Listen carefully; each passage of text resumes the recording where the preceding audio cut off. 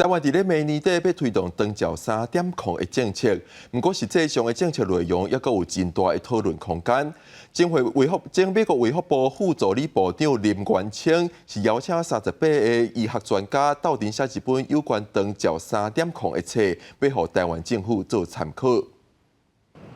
台湾伫今年进入高龄化社会，长照一直是国家重要的议题。为着要予时大人在地老化，会当有在地医疗的服务，卫福部长讲会伫咧明年年底实施长照3.0。那长照3.0，我们现在卫福部的规划，当然是希望能够有健康的促进。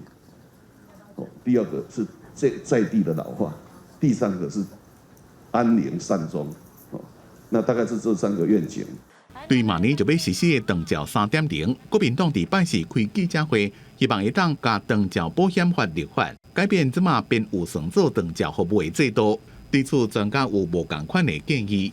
2个最大的问题嘛，刚刚就是人跟钱嘛。那真的是800亿到底够不够嘛？那所以将来的这一块到底要不要用保险，还是要用税金，还是用其他的方式？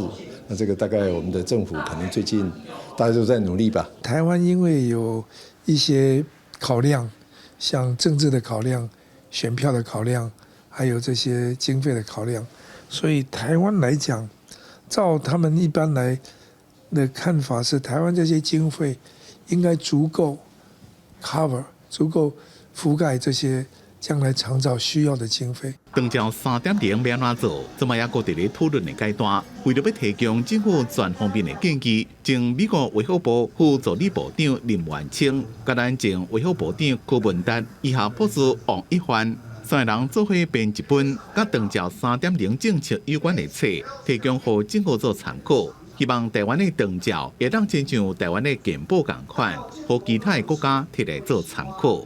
公司新闻采访报道。